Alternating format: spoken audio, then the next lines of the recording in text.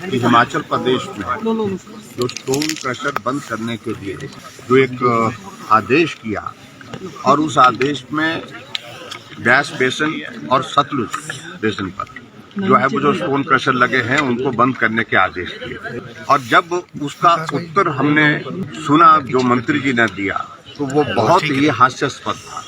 और इसलिए क्योंकि सरकार को झूठ बोलने की आदत पड़ गई, जो फैक्ट्स हैं वो फैक्ट्स को छुपाने की कोशिश कर रही है। तो प्रश्न हमने एक ही बात के लिए पूछा था कि जो क्रशर आपने 112 क्रशर बंद किए और बंद करने के बाद तुरंत कुछ दिनों के बाद जो बात कही गई कि भाई उसमें से कितने 90 क्रशर जो है ठीक पाए गए। जब ठीक पाए गए तो बंद क्यों किए गए?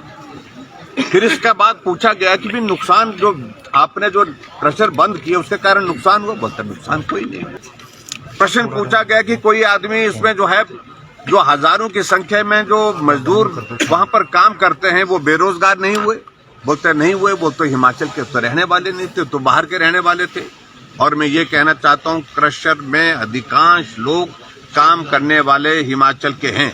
और सबसे बड़ी बात, हैरानी की बात तो ये, जब मुख्यमंत्री जी जवाब देने के लिए जो मूल प्रश्न था उनके उस प्रश्न से हट करके अपनी कहानी पढ़ने लग पड़े। सही बात यह है कि बिना सोचे समझे कांग्रेस पार्टी को पिछले 1 साल से एक जुनून सवार हुआ है कि बंद करो।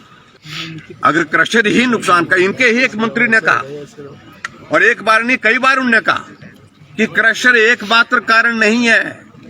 इंडस्ट्री मिनिस्टर बोलते हैं कि क्रशर के कारण बाढ़ आई, नुकसान हुआ, और दूसरे मंत्री कह रहे हैं, पीडब्ल्यूडी मंत्री कह रहे हैं कि बाढ़ के कारण जो क्रशर के कारण नुकसान नहीं हुआ है, क्रशर जल्दी खुलने चाहिए, इससे नुकसान प्रदेश का हो रहा है। आपस में आप अंदाजा लगाइए कि हालत क्या बन गई है प्रदेश सरकार की। एक मंत्री कुछ बोल रहा है, दूसरा मंत्री कुछ बोल रहा है।